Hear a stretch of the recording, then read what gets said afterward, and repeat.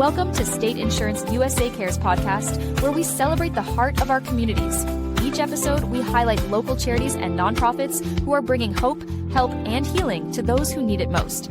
Get ready to be inspired by the amazing stories of people making a difference, because together, we care. Well, hi, it's Gail Langner with State Insurance USA and State Insurance Cares. Our podcast is dedicated to the people that we have helped with State Insurance Cares via donations. And here today is Heidi with FMB Strong. Heidi, thank you so much for taking the time out of your busy day to be on the podcast today. Well, Gail, thank you for having us, and thank you for being such a great supporter of FMB Strong. Well, we definitely want to do that. I'm actually the chair of the board of the Fort Myers Beach Chamber, so I also like to bring things out to the beaches as often as I can. I remember actually right about Ian time, I remember Jackie Lezak at the chamber was talking about, I think it was 820 Buttonwood, and everybody's going, "What are you talking? What do you mean? What are you talking about?" And come to find out, it was you. So. Yeah. Tell us how FMB Strong, how it even came about. How did that happen? So Tim Ryan, who owns other businesses like the FMB Bikes, he owns the Island Carts, and now the Cart Shack, where they sell golf carts. Him and Dan Allers do. Yeah, and they're business partners. And our building only took on about a foot of water, and at that time, there was people calling, email, whatever they could do, what do you need? What can we help with? And all of a sudden people just started showing up with stuff. Mm-hmm. So at that time, Tim and Dan kind of pivoted their business building for us, and they turned around and got all the golf carts out of there, and they got a crew in there to clean the building, and we started accepting donations. Okay. And this had started, probably about 2 or 3 days, and all of a sudden Tim calls me and he says, "This is chaos. Yeah, I need someone to get in here and organize this." Right. And so that's where I got involved with that. So from there, we just we were open at the beginning like 7 days a week, 6 days a week, early 7 a.m. to 7 p.m. pretty much to help the community. And we had semi-donations from Wisconsin, the other coast brought in stuff. It's unbelievable. North of us, Tampa area, we just had a ton of stuff. And we all said, how are we going to get rid of all this stuff? Right. And we did. Oh, yeah. I know. I remember generators and water, and were people donating generators to you, Heidi? People donated. Yes, groups got together and purchased generators. Kathy and John Nash got a group of friends together, and they bought a bunch of generators. Bruce, what's Bruce's last name? I've drawn a blank on Bruce's last name. Bruce, I'm sorry.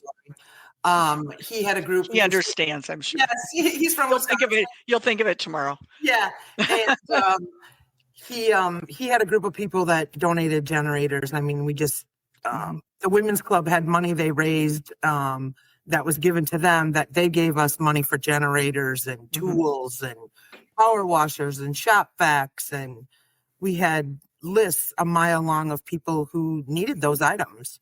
Right. For cleanup. I can't even imagine how you organized that. That must have been, the logistics of that must have been crazy. It was. At first we had like maybe 10 shelving units. Right. So we were calling out for anybody who had what do you need? We need a table. We need something to set this stuff on. And right.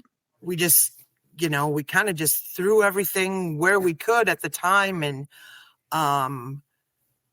Brian, Abby, and his wife, and now Angela, they took up a donation. They're from Cape Coral.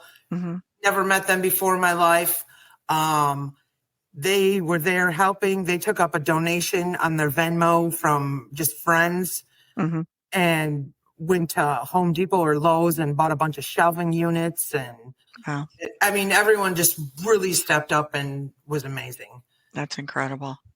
Do you live on the beach? Are you? I live just off the beach. I'm still in the beach zip code, but I live on Yeah, the other side of the bridge. So right. Well, how was your house? Were you damaged much or yes. At really? that time we just rented and our home was an entire loss. Hmm. My sister lived in, oh, and she's not, here we go, with whatever Bruce's last name is where my sister lived. Um, in Indian Indian Creek. Creek, Okay. And right? we were in Bayside Estates, which is just Oh, across across the the street. street, right? Yep. So, she her daughter lives in Fort Myers and convinced her that it would be a good idea for her to drive, thank goodness she did, to her home and stay there. And she ended up with like the shorts and top that she had on and a nightgown and maybe another shorts and top, and Right. that's what she ended up to her name. They stay packed for And 3 days, so that's what we did. yeah, yeah, right, right. Exactly, 3 days. Yeah. So, right, but she's, at that time was, 90 years old. She's 20 years older than me. And, yeah, lost everything. So, well, anyway, so back to you. So, the building itself already had the golf carts and things in it when you first started? Is that how it? Yes. So Okay, Tim Ryan had owned the building right, that we operate out of.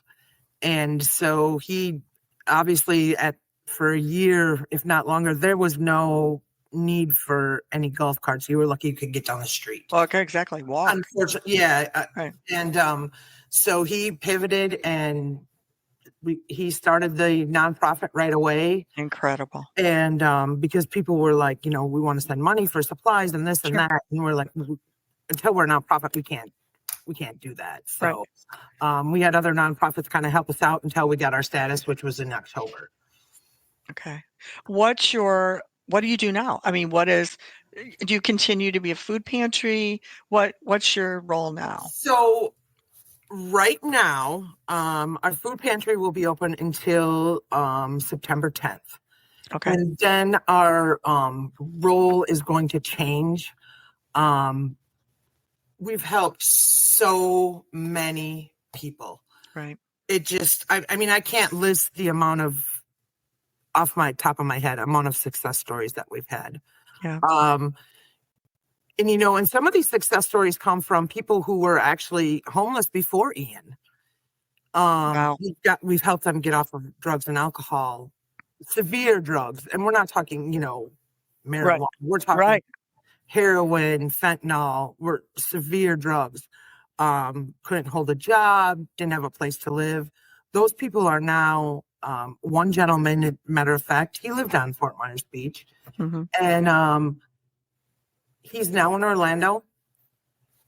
It's been 2.5, it'll be 2.5, almost 3 years coming up.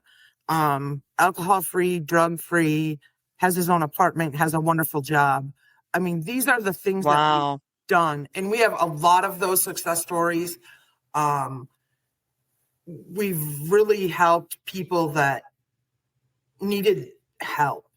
A lot of people that, were struggling before the storm, struggling after the storm, Mhm. all the way through, people didn't know how to get their Social Security. Some of the elderly, they're not Sure. they don't work with computers, how to get food stamps. Right. Just, somebody to talk to, like, this, what do I do? Where do I go? How do I get help? And so we imploded other resources we found, I should say, other resources to get these people help. And Mhm. Patty Benson that works with us, she's our little case manager and she's amazing. She can relate to some of these people. And I know she won't mind if I share her story. But she's been clean from heroin and cocaine for almost 30 years now. Maybe it might Wow. be 35. So she could relate to those people Mhm. as to how to help them. And she's done an amazing job. And they see the success that she's had and they've learned from that.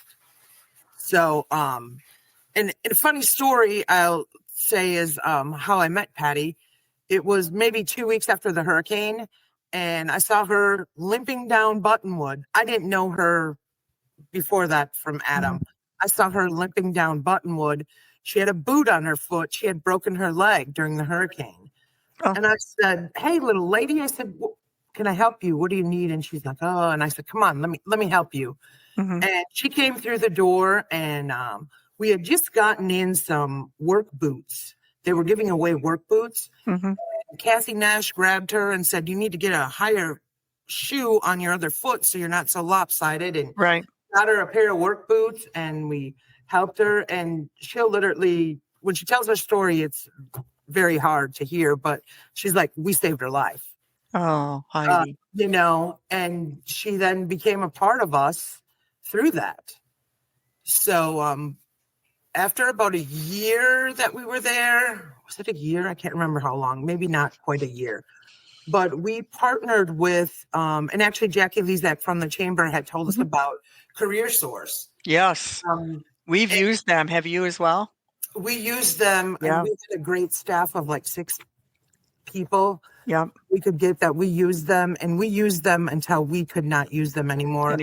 Yeah. And that truly helped us get to where it was today. Because you can't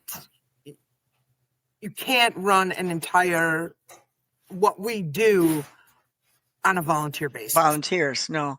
Well, those grants really helped. I don't know how Jackie found them originally. Like I said, I'm on her board. So, but it really helped us at the chamber when we were stuck too. Yes. Yeah, we didn't have any income, and yeah, so they really helped, and with that, it let us help a lot of people, right? And since that, of course, we've partnered with United Way, Red Cross, and they've done great things for us, and we'll still be partners with them. Right. However, and as you know, funding is an issue. It is. And I've been calling it donor fatigue. For 3 years, people have been opening their pocketbooks to help and help and help. And it's just to the point where you can't do it anymore. Right. It just gets to that point. And, even some of like the Red Cross, they had grants, but then things happened in Northern Florida. So all that money that they thought the grants would come to us here in Southwest Florida, the Red Cross ended up taking and putting that money north. They needed it. Yeah, right. They needed it. So then, we kind of have to, it's fend for yourself. And we have some great monthly supporters, and it's just not enough. Well, and your fundraisers, oh my gosh. For those people that don't know, tell them about Mrs. Roper's. That is. So Eliza that used to be with us, she actually still is with us. She does all of our, and Eliza Gail. Oh yeah, we're still Facebook friends. Yes, she does all of our Facebook stuff like that. She one day, how she came up with it, she's told me the story. I can't remember. And I'm like, she's crazy. This is never gonna work. Well, she is crazy anyway. Well, yes, but we love it. And I thought, this is never going to work. And I'm like, okay, we're going to do this. We got to try something. And I'm like, okay, if we can get 100 tickets sold, that was our goal, was like 100 tickets. And we sold out all 300 tickets the first year. And boy, did we learn a lot after that first year of what to do, what not to do. Right. And I think for those that don't know and don't remember Three's Company, Mrs. Roper was on Three's Company, and she dressed in caftans and she had crazy hair and big sunglasses. Yep. And, yeah. Mm-hmm. Yep. So and everybody dressed. We were just talking a second ago. Even Alex King was dressed like Mrs. Roper. It was hysterical. Right. Yeah. So we did that, and we thought, our focus was kind of on 100 people, and it exploded. And then last year was year 2, and that we thought, okay, we're going to get 500 tickets. Well, 500 tickets sold out, and there were still people that didn't have a ticket that didn't care, and were still joining in.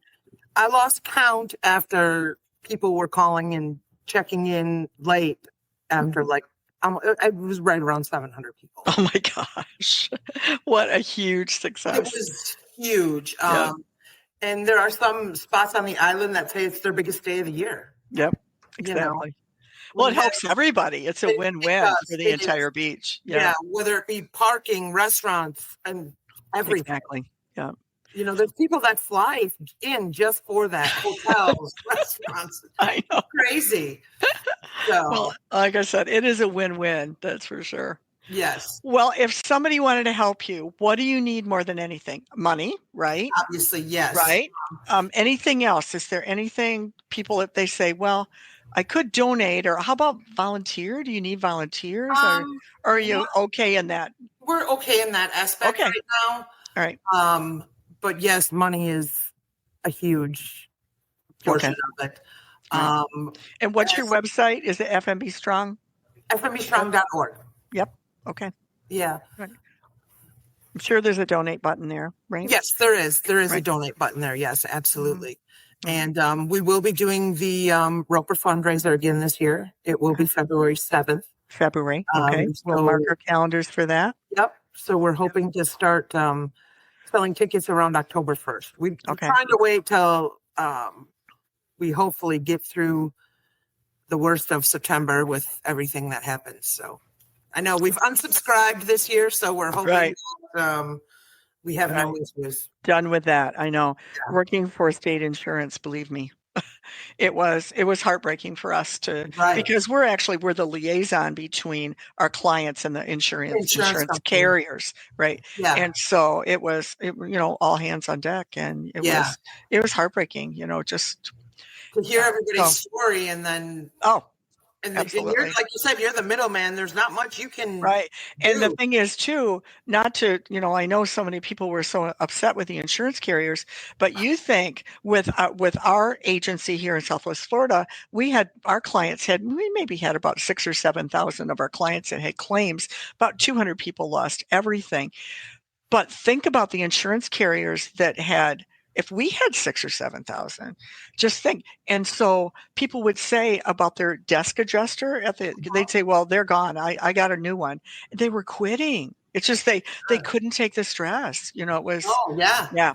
Yeah. So anyway, that's start all over. And not that all of them were fabulous, the carriers. Maybe they weren't. We know the stories.